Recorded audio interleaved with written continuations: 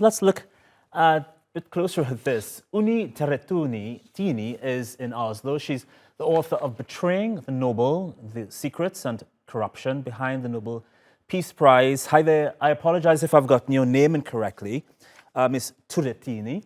But firstly, at the start of your book, you curiously say the Nobel Peace Prize, as we know it, is corrupt at its core. What do you mean by that? So thank you, first of all, so much for having me. What I mean by that is that it has swayed, the Nobel Peace Prize Committee has swayed from the intention of the founder, Alfred Nobel. So the founder, he wrote in his last will that he wanted his peace champions to do work to create brotherhood between nations, to reduce the military, and also to work and be an activist when it comes to peace conferences.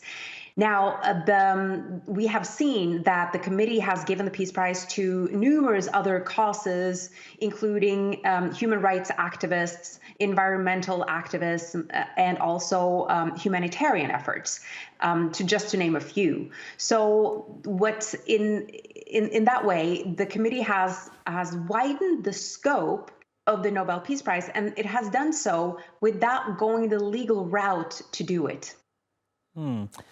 Some people believe the Peace Prize, which has never been taken back from someone, should be, in some circumstances, for example, Myanmar's Aung San Suu Kyi, Ethiopia's Abiy Ahmed. Do you think there should be ramifications for someone who engages in acts of violence or war? Now, obviously, it is difficult for the committee to predict what a Nobel laureate will do after it has given the prize.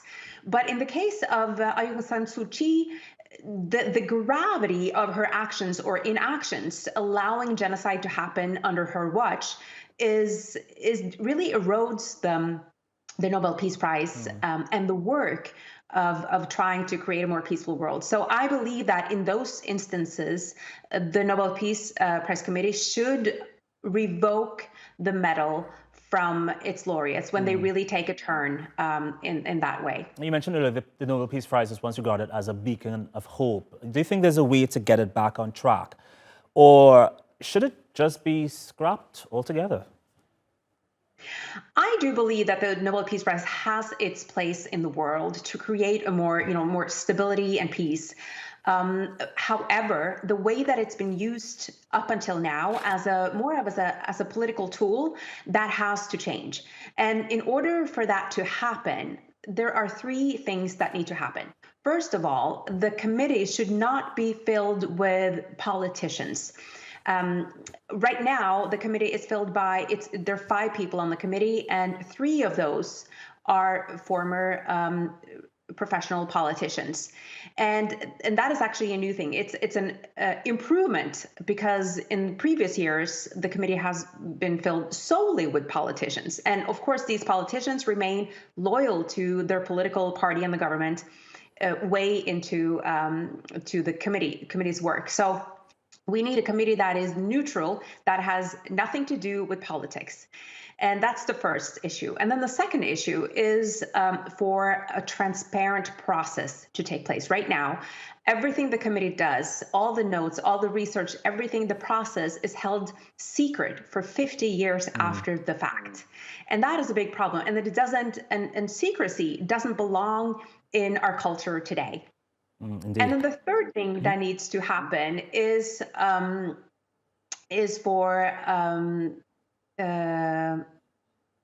so those two are definitely and also back to the scope of the prize. If the committee wants to give the prize, if it wants to widen the definition of peace, it has to be done, first of all, through proper legal channels, and also it should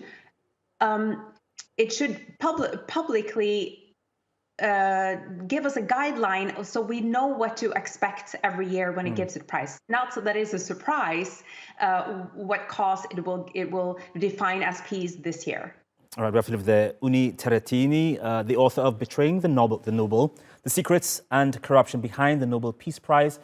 From the book's name itself, it sounds like an interesting read. Thank you so much for the conversation. Appreciate your time. Thank you for having me.